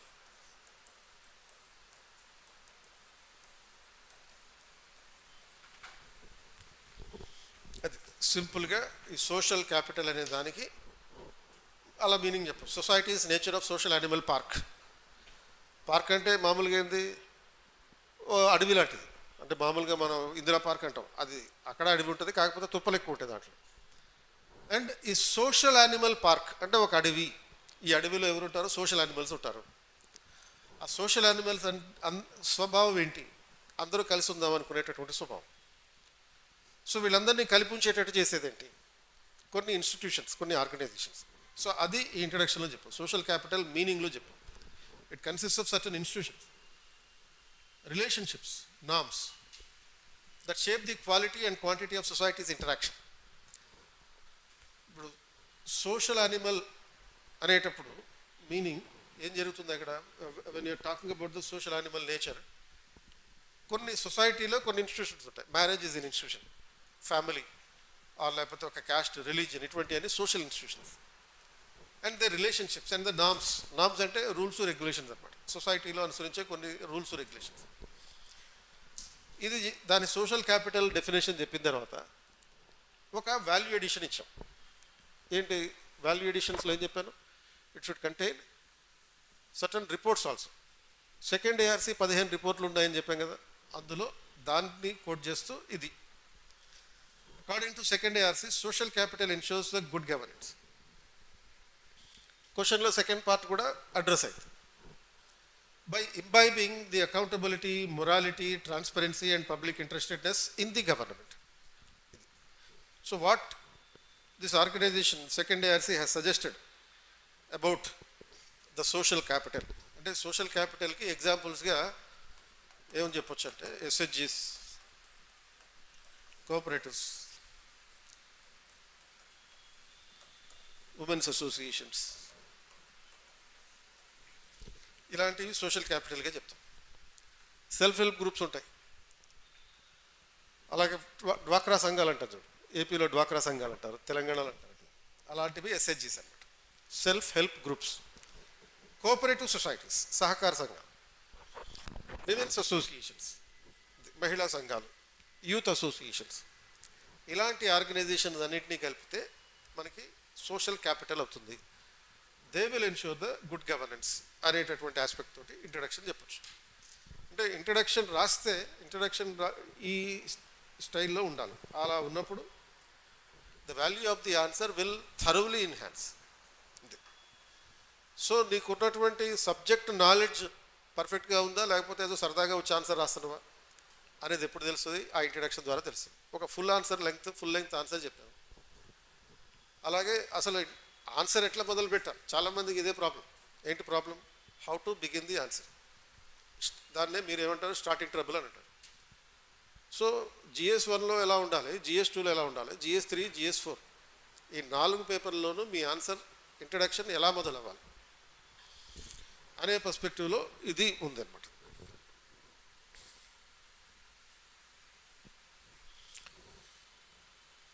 So మీకు ఇచ్చిన హ్యాండ్అవుట్లో ఉన్న క్వశ్చన్ కూడా ఈ కాంపనెంట్స్ అన్నీ డైరెక్ట్గా ఫుల్ లెంగ్త్ ఆన్సర్ అది ఆ రిక్వైర్మెంట్స్ అన్నింటినీ ఫుల్ఫిల్ చేస్తుంది.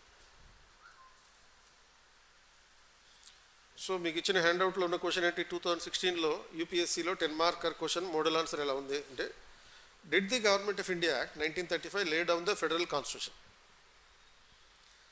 అది సో డిస్కస్ అన్నారు. దీంట్లో క్వశ్చన్ ట్యాగ్ ఏంటి, డిడ్ అండ్ డిస్కస్, ఈ 2 క్వశ్చన్ ట్యాగ్స్. అంటే డిడ్ ఇట్ డూ అంటే ఏంటి, అది చేయగలిగిందా అంటే maybe or may not be, 2 రకాల అంశాలు ఉంటాయి. డిస్కస్ అన్నప్పుడు కూడా నువ్వు పాజిటివ్ అండ్ నెగిటివ్ ఆర్గ్యుమెంట్స్ రాయాలి. సో కీవర్డ్స్ ఏంటి, 1935 government of India act and federalism అనేవి కీవర్డ్స్ ఈ క్వశ్చన్లో.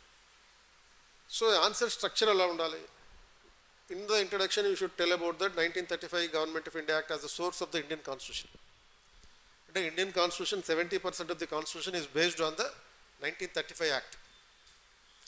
మెయిన్ బాడీలో ఉండాలి federal features of the 1935 government of India act. ఆ ఫెడరల్ ఫీచర్స్ ఎన్ని చెప్పాము, ఆల్మోస్ట్ ఒక 9 ఫీచర్స్ చెప్పాం. సో ఇది 10 మార్క్ క్వశ్చన్. మీరు కనుక ఇన్ని 9 ఫీచర్స్ ఆఫ్ ద ఫెడరేషన్, ఒక 4 features of the non federal features, ఆ 4 పాయింట్లు చెప్పాను. అంటే 13 పాయింట్స్ అక్కడ మెయిన్ బాడీలోనే అయినాయి. ఇంట్రడక్షన్ దగ్గర మెయిన్, తర్వాత కంక్లూజన్ దగ్గర అక్కడ. అంటే ఒక 10 మార్కర్కి నువ్వు కనుక ఇట్లా 20 పాయింట్స్ కనుక ఇవ్వగలిగితే, examiner has to find out where to reduce the marks, has to search for reducing the marks. అంటే ఎత్తుక్కోవాలి ఎక్కడ మార్కులు తగ్గియాలి అని చెప్పి. ఎందుకంటే 10 మార్క్స్కి 10 మార్క్స్ ఇవ్వలేడు కాబట్టి కొంచెం తగ్గించాలి. ఎక్కడ తగ్గించాలి, క్వశ్చన్కి కావాల్సిన అన్ని పాయింట్లు ఉన్నాయి. సో కాబట్టి ఎక్కడ తగ్గించాలని బాధపడాలి. సో బాధపడేటట్టు చేసేటటువంటి విధంగా ఈ ఆన్సర్ని ప్రజెంట్ చేయగలగాలి. అది ఒకరోజుతో రాదు. నేను స్టార్టింగ్లో చెప్పినట్టుగా ఫస్ట్ డే సపోజ్ ఇది ఇంటికి వెళ్ళిన తర్వాత ఈ ఆన్సర్ మొత్తాన్ని చదివి 4-5 సార్లు చదివి ఒక 2-3 సార్లు చూసి రాసి ఒకసారి చూడకుండా రాసే ప్రయత్నం చేయండి. అది ఫస్ట్ టైం చూసి రాసినప్పుడు 1 గంట పడుతుంది మీకు. అది ఎప్పుడో 10th తర్వాత ఇంటర్ తర్వాత వదిలేశారు కదా రాయడం అనే ఆచారాన్ని. ఇప్పుడు ఆ సాంప్రదాయాన్ని మళ్ళీ పునరుద్ధరించాలి, ఈ చేతితో రాయడం అనేటటువంటి పరిస్థితి. కాబట్టి ఫస్ట్ టైం చూసి రాసినప్పుడు 1 అవర్ పడుతుంది యాజ్ ఇట్ ఈజ్గా మీరు రాసినా కానీ. అండ్ 3 సార్లు అట్లా చూసి రాయండి, ఏం కాదు. 4వ సారి చూడకుండా రాసే ప్రయత్నం చేయండి. సో నెక్స్ట్ క్లాస్లో కంటిన్యూ.